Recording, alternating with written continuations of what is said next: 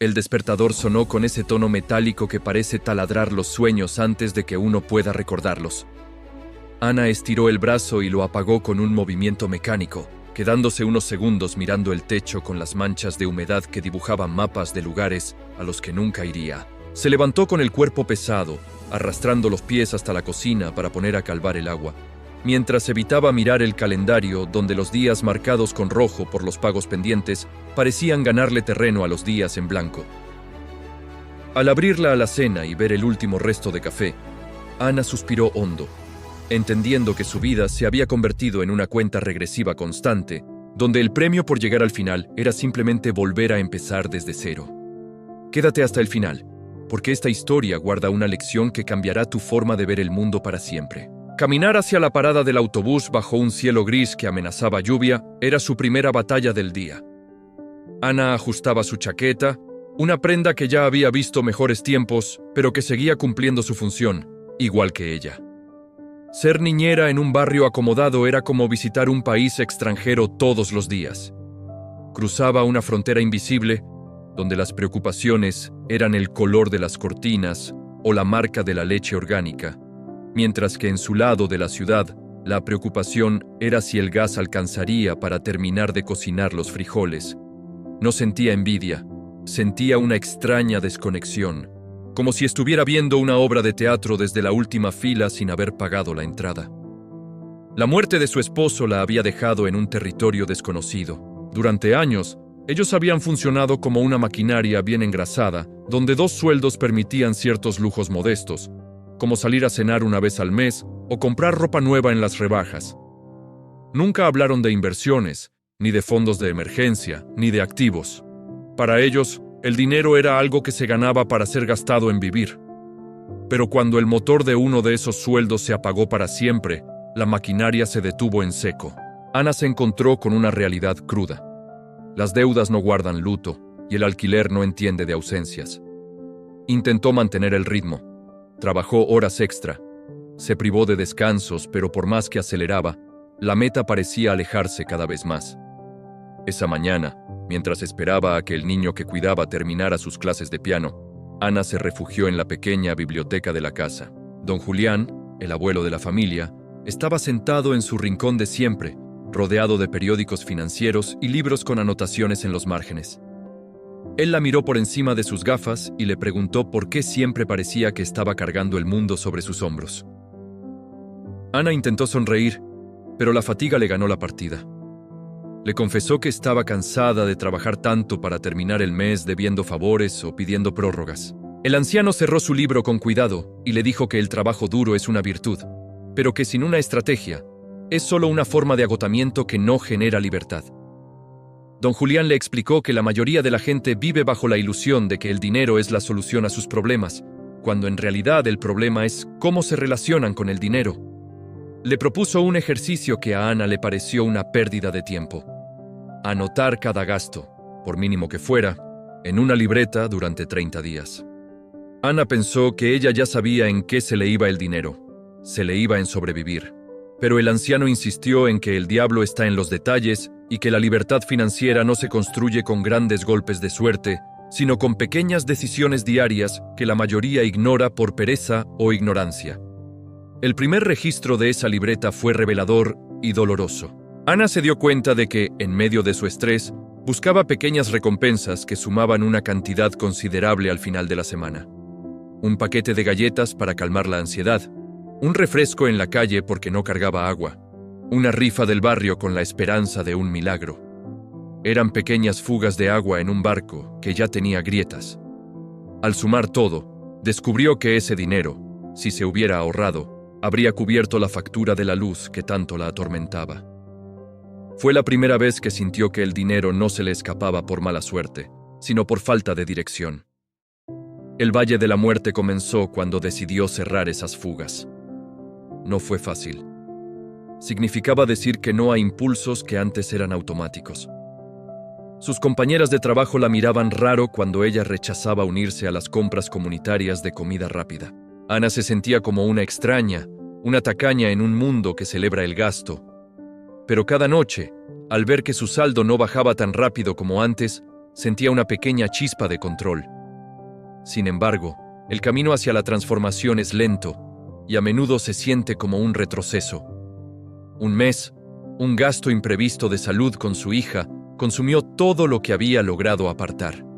Ana estuvo a punto de tirar la libreta por la ventana, sintiendo que el destino se burlaba de sus esfuerzos. Regresó a hablar con don Julián, con los ojos llenos de lágrimas de frustración. El anciano la escuchó en silencio y luego le dijo que lo que acababa de vivir no era un fracaso, sino una validación. ¿Cómo habrías pagado eso si no hubieras tenido ese ahorro?, le preguntó. Ana se quedó pensando. Habría tenido que pedir prestado con intereses o dejar de pagar el alquiler. Entendió entonces que el ahorro no es solo para el futuro lejano, sino para proteger el presente. El dinero ahorrado es, en realidad, tiempo de vida comprado por adelantado para no tener que hipotecar el mañana ante una emergencia. A partir de ahí, la mentalidad de Ana empezó a cambiar. Ya no veía el ahorro como una privación, sino como una herramienta de poder. Empezó a estudiar cómo funcionaba el mundo del dinero más allá del ahorro bajo el colchón. Don Julián le prestó algunos libros sencillos donde se hablaba de cómo el dinero puede multiplicarse si se pone en el lugar correcto. Ana aprendió sobre el interés compuesto, ese concepto que al principio le pareció magia negra, pero que luego entendió como la fuerza más poderosa del universo financiero. No se trataba de tener mucho dinero para empezar, sino de empezar pronto y dejar que el tiempo hiciera el trabajo pesado. Decidió que necesitaba generar una fuente de ingresos extra que no dependiera de sus horas como niñera. Recordó que en su juventud era muy buena preparando conservas y mermeladas con las frutas de temporada. Empezó a comprar fruta en el mercado mayorista, aprovechando las ofertas, y pasaba los sábados por la tarde cocinando mientras su hija la ayudaba a etiquetar los frascos. No fue un éxito inmediato. Los primeros lotes apenas se vendieron entre sus vecinas, y el margen de ganancia era tan pequeño que a veces parecía que no valía la pena el calor de la estufa y el cansancio en las piernas. Pero Ana aplicó la lección del interés compuesto a su propio esfuerzo. No gastó ni un centavo de lo que ganaba con las mermeladas. Todo lo reinvertía en comprar más frascos y mejores ingredientes. Con el tiempo, la calidad de su producto empezó a correr de boca en boca. Las madres del parque empezaron a pedirle pedidos especiales para fiestas infantiles.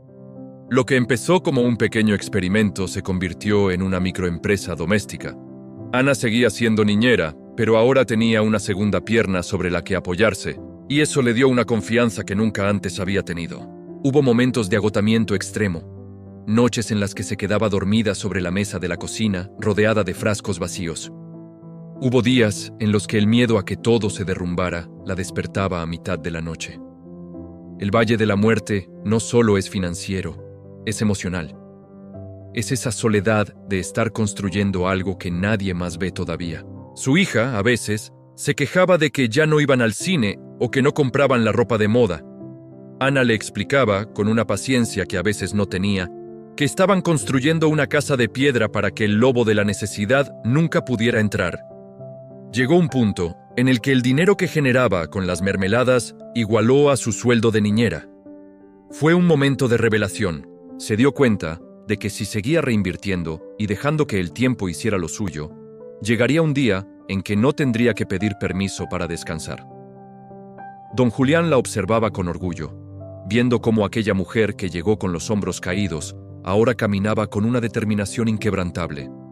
Ella ya no era solo una empleada, era una inversora de su propio talento y de su propio capital. El aprendizaje sobre el valor del dinero fue orgánico. No lo leyó en un manual de economía, lo vivió en el sudor de su frente y en la disciplina de no tocar su capital semilla. Entendió que el código del dinero no es un secreto guardado en una caja fuerte, sino un conjunto de reglas de sentido común que la mayoría prefiere ignorar por la gratificación instantánea. Ana aprendió a retrasar el placer para asegurar la paz, y esa paz empezó a notarse en su rostro, en su forma de hablar y en la seguridad con la que miraba hacia el futuro, un futuro que por primera vez no parecía una amenaza, sino una promesa. El clímax de esta primera etapa llegó cuando Ana tuvo que tomar una decisión difícil. La dueña del departamento donde vivía le ofreció vendérselo a un precio razonable antes de ponerlo en el mercado abierto. Era una oportunidad de oro, pero requería usar todo lo que había ahorrado e invertido hasta ese momento. Ana se sintió en una encrucijada. ¿Debía desmantelar su pequeña fortaleza para comprar una seguridad física o debía seguir dejando que su dinero trabajara para ella? Consultó con don Julián, quien solo le hizo una pregunta. ¿Esa casa va a poner dinero en tu bolsillo o lo va a sacar? Ana entendió la lección. Comprar la casa ahora sería un pasivo que detendría su crecimiento. Decidió seguir alquilando y usar ese capital para escalar su producción de mermeladas, buscando un pequeño local comercial. Fue una decisión que muchos no entendieron, pero ella ya no buscaba la aprobación de los demás, buscaba su libertad. Sabía que si seguía el camino de la disciplina y el interés compuesto, llegaría el día en que podría comprar no una, sino 3 casas, sin poner en riesgo su estabilidad. El fuego interno ya no era de angustia, era de ambición sana y de esperanza real. El olor a azúcar quemada y fruta fresca se convirtió en el perfume constante del pequeño departamento de Ana.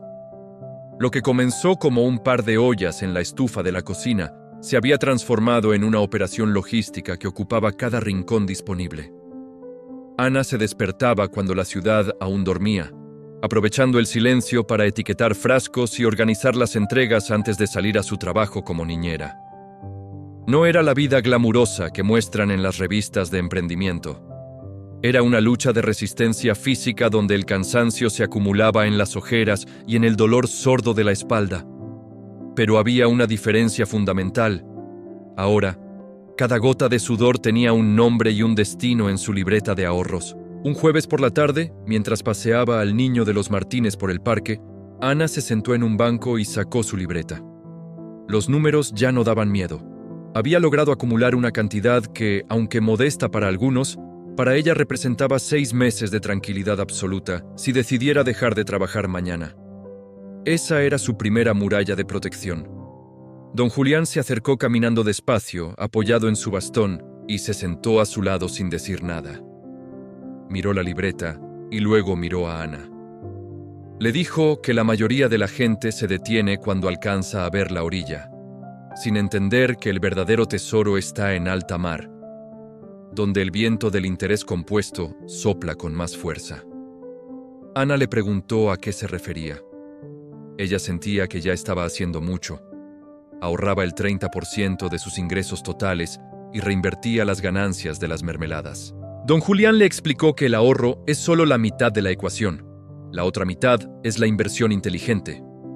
El dinero que tienes guardado es como una semilla en un granero. Está segura, pero no se reproduce. Tienes que plantarla en tierra fértil donde otros necesiten ese capital para crecer y te paguen por usarlo. Le habló de fondos de inversión, de acciones que pagan dividendos y de cómo ser dueña de una pequeña parte de las empresas más grandes del mundo mientras ella seguía cuidando niños.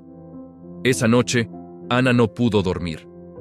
La idea de que su dinero pudiera trabajar sin que ella estuviera presente le parecía casi un pecado para alguien que había sido educada en la cultura del esfuerzo físico extremo. Pero recordó las palabras de Raymond sobre el código del dinero. Si no encuentras una forma de ganar dinero mientras duermes, trabajarás hasta que te mueras.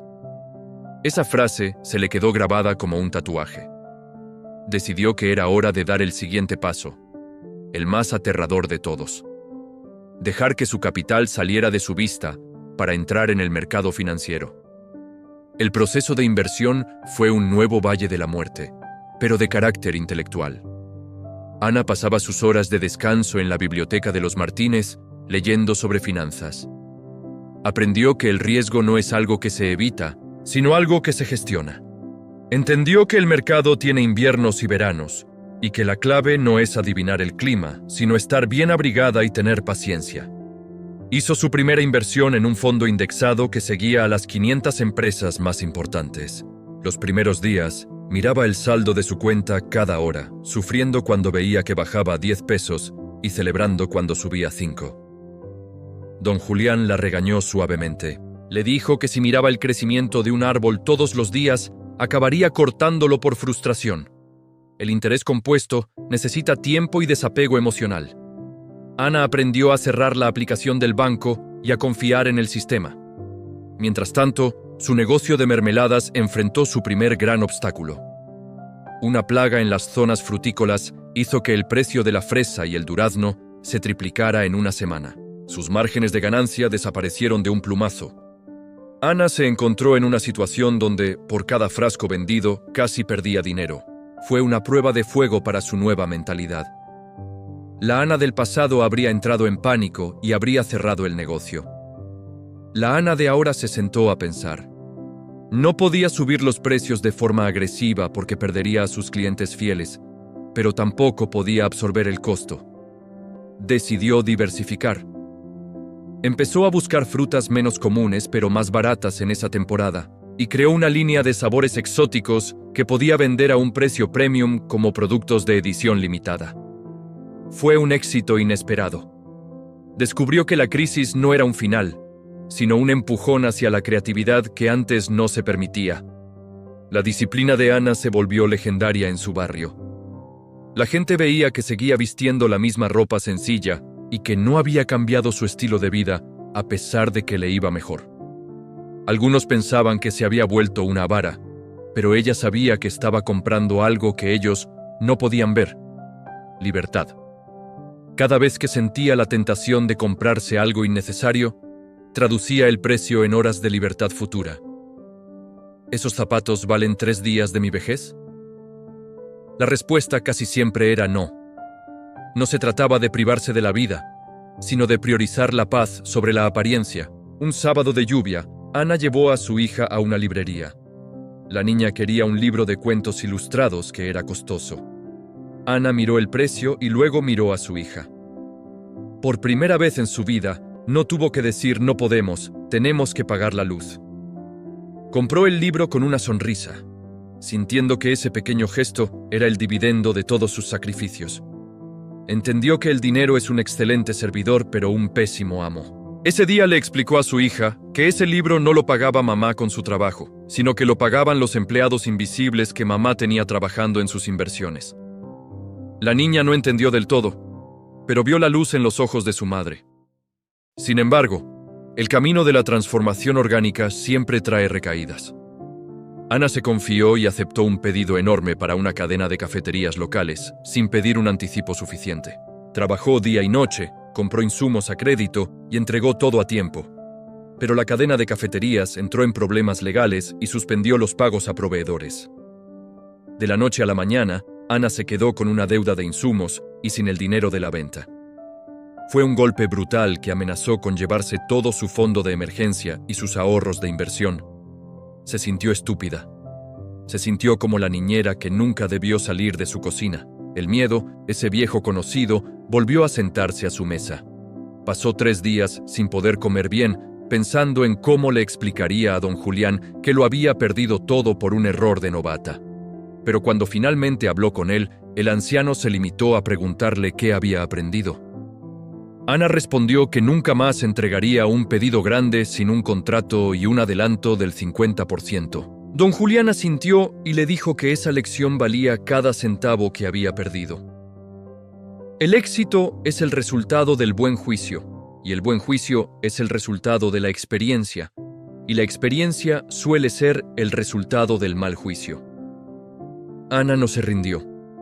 Usó parte de sus inversiones para cubrir la deuda de los proveedores, entendiendo que para eso estaba ese dinero, para evitar que un error se convirtiera en una catástrofe.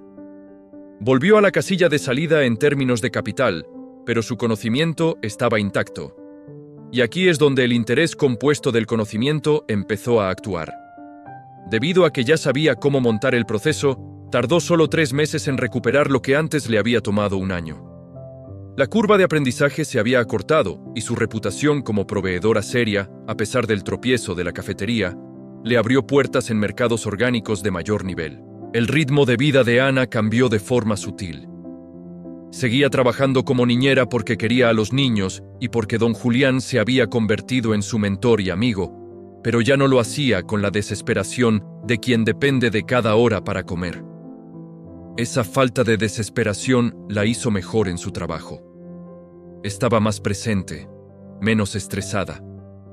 Empezó a dar consejos de ahorro a otras madres del parque, creando un pequeño círculo de mujeres que, inspiradas por ella, empezaron a guardar sus primeras monedas.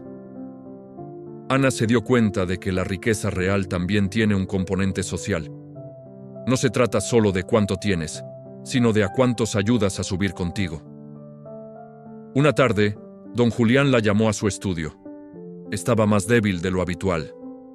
Le dijo que su familia iba a mudarse a otra ciudad por motivos de salud y que ya no necesitarían sus servicios como niñera de forma diaria. Ana sintió un nudo en la garganta, no por el empleo, sino por la despedida.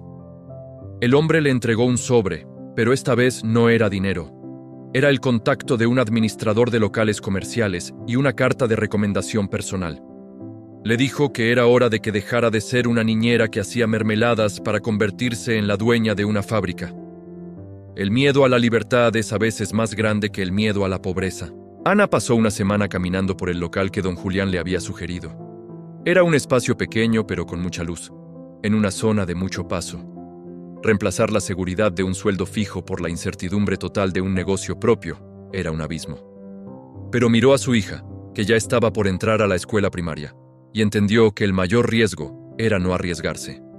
Si se quedaba como niñera, su techo siempre sería el sueldo que otro decidiera pagarle. Si daba el salto, el único límite sería su propia capacidad. Firmó el contrato de arrendamiento con la mano firme.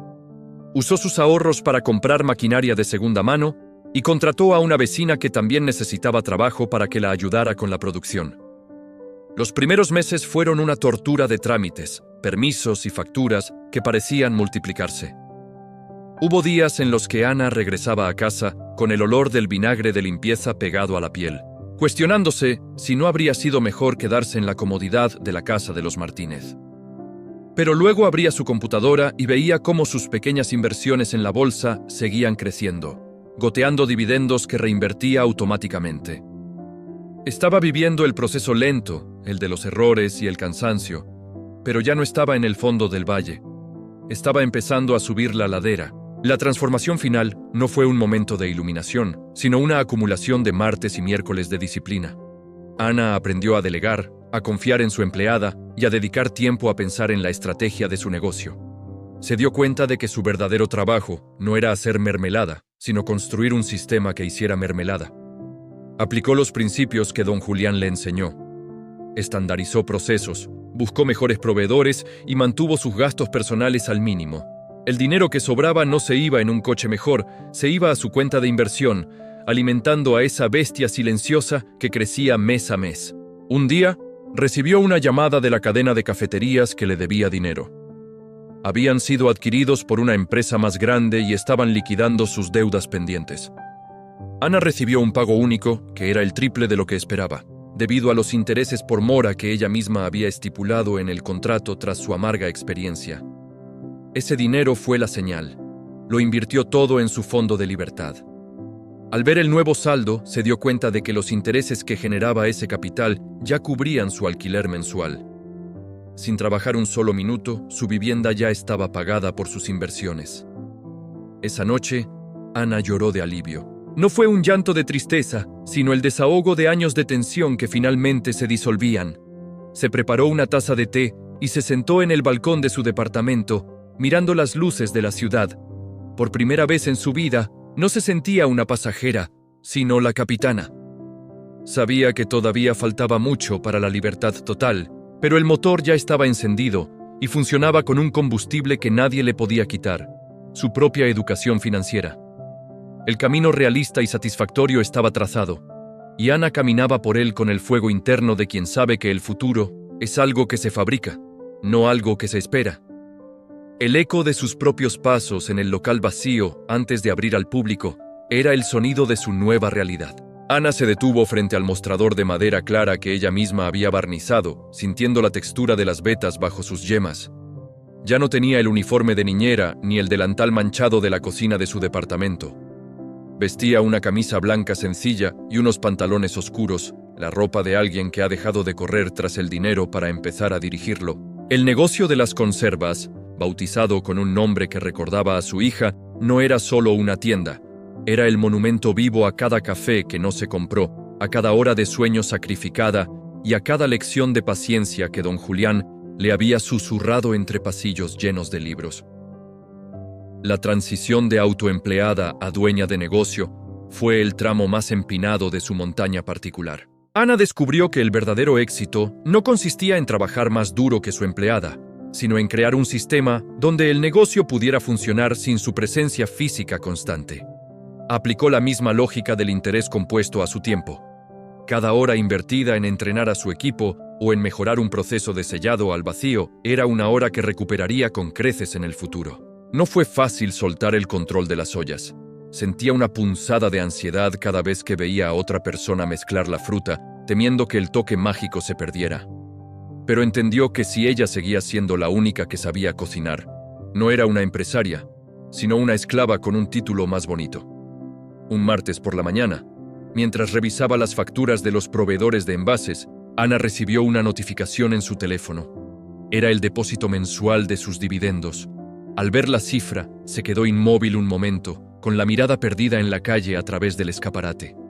Ese dinero, generado por empresas que ella nunca había visitado y por trabajadores que no conocía, superaba ahora el salario mínimo que solía ganar como niñera a tiempo completo. La matemática de la libertad se había vuelto real. Sus ahorros se habían multiplicado lo suficiente como para comprar su tiempo de vuelta. Ya no trabajaba porque el hambre la perseguía, sino porque el propósito la guiaba. La relación con su hija también dio un giro profundo y sereno. Ya no eran las prisas de la mañana ni las disculpas por llegar tarde a recogerla de la escuela. Ana ahora tenía la libertad de llevarla a clases, de sentarse con ella a hacer la tarea y de explicarle, con ejemplos reales, cómo las monedas que guardaban en el frasco de cristal se habían convertido en los estantes de la tienda y en la seguridad de su hogar. La niña ya no pedía cosas por impulso. Preguntaba si eso era un activo o un pasivo. Una broma interna que reflejaba la educación financiera que estaba recibiendo casi por ósmosis. Ana se dio cuenta de que el mayor legado no era el dinero acumulado, sino la mentalidad de abundancia y disciplina que le estaba transfiriendo. Sin embargo, el éxito trajo nuevos desafíos. Una gran superficie de supermercados se interesó en sus mermeladas y le propuso un contrato de distribución nacional. Era la oportunidad que cualquier emprendedor soñaría, pero Ana leyó las letras pequeñas con la desconfianza aprendida en el Valle de la Muerte. Los términos exigían una producción masiva que la obligaría a endeudarse para comprar maquinaria pesada y a bajar la calidad de sus ingredientes para ajustar los márgenes. Muchos de sus conocidos le decían que estaba loca por dudar, que debía aprovechar el tren antes de que pasara. Pero Ana recordaba las palabras de don Julián. El crecimiento por el crecimiento es la ideología de la célula cancerosa. Se sentó en su escritorio, rodeada de muestras de nuevos sabores, y analizó los números con la frialdad que dan los años de escasez. Si aceptaba, su libertad financiera se vería amenazada por una deuda bancaria enorme, y su vida volvería a ser una carrera contra el reloj para cumplir con las cuotas de un tercero. Decidió decir que no. Optó por un crecimiento orgánico, manteniendo su tienda propia y vendiendo a boutiques selectas donde valoraban la artesanía por encima del volumen. Fue una decisión basada en la libertad, no en la codicia. Prefirió seguir siendo dueña de un negocio pequeño y rentable que ser la empleada estresada de una corporación gigante disfrazada de éxito. Esa misma semana, recibió una llamada de la hija de don Julián. El anciano estaba en sus últimos días y pedía verla. Ana cerró la tienda temprano y viajó a la ciudad vecina con el corazón apretado. Encontró a su mentor en una habitación llena de luz, con el mismo semblante tranquilo de siempre. Él no le preguntó por las ventas ni por el saldo de sus cuentas. Le preguntó si era feliz y si todavía sentía el peso del mundo en sus hombros. Ana le tomó la mano y le dio las gracias, no por el dinero que le enseñó a ganar, sino por el miedo que le enseñó a perder. Don Julián sonrió y le dijo que el dinero es solo un amplificador de lo que ya somos. Si eres una persona generosa y disciplinada, la riqueza te hará un faro. Si eres alguien vacío, el dinero solo hará más ruidoso tu vacío. Tras el fallecimiento de don Julián, Ana sintió una profunda necesidad de honrar su memoria de una forma práctica. No quería una placa ni un nombre en una calle. quería pasar la antorcha. Creó un pequeño fondo de becas para mujeres viudas o madres solteras que quisieran emprender, pero con una condición estricta. La beca no era solo capital semilla. Era un curso obligatorio de finanzas personales basado en la disciplina y el interés compuesto. Ana se convirtió en la mentora de otras mujeres, enseñándoles a registrar sus gastos en libretas, a diferenciar entre necesidades y deseos y a entender que el ahorro es el primer acto de amor propio que uno puede cometer hacia su yo del futuro. El clímax de su historia personal no fue una gran inauguración ni un premio empresarial. Fue una tarde de domingo cualquiera, unos meses después. Ana estaba sentada en el jardín de su nueva casa, una construcción sencilla pero sólida, rodeada de árboles frutales que ella misma cuidaba. Su hija jugaba cerca y el silencio era absoluto, una paz que no le debía nada a nadie.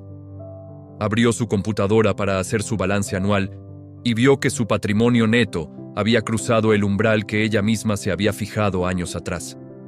Era financieramente libre.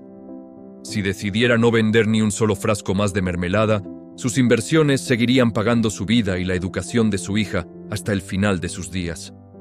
Sintió una extraña mezcla de triunfo y humildad. Recordó a la mujer que lloraba en el supermercado porque la tarjeta no pasaba, a la niñera que caminaba bajo la lluvia para ahorrar el pasaje del bus, y a la madre que se sentía culpable por no poder comprar unos zapatos nuevos. Todas esas versiones de sí misma estaban allí presentes, validando el camino. La riqueza no era el número en la pantalla, sino la ausencia de ansiedad al despertar. Era la capacidad de elegir qué hacer con su tiempo, de decir que no a lo que no le gustaba y de estar presente en los momentos que realmente importaban. La reflexión final de Ana surgió mientras caminaba entre sus árboles de durazno. Se dio cuenta de que la mayoría de la gente fracasa financieramente no por falta de oportunidades, sino por falta de paciencia y por el deseo de aparentar una vida que aún no se han ganado. El código del dinero no es complejo, pero requiere un carácter de acero para resistir la tentación del consumo inmediato. Ella había vencido al sistema no jugando a sus reglas de deuda y consumo, sino creando sus propias reglas de ahorro e inversión. El interés compuesto no era solo una fórmula matemática para su dinero, era la suma de sus pequeñas virtudes diarias multiplicadas por el factor del tiempo. El negocio de las mermeladas siguió creciendo, pero ahora Ana solo iba 3 días a la semana. El resto del tiempo lo dedicaba a estudiar, a viajar con su hija de forma modesta pero significativa y a seguir cultivando su mente. Aprendió que la libertad financiera es un viaje, no un destino, y que una vez que se alcanza, la responsabilidad de ser un buen administrador de esos recursos es aún mayor. No buscó el lujo ostentoso. Su mayor lujo era la tranquilidad.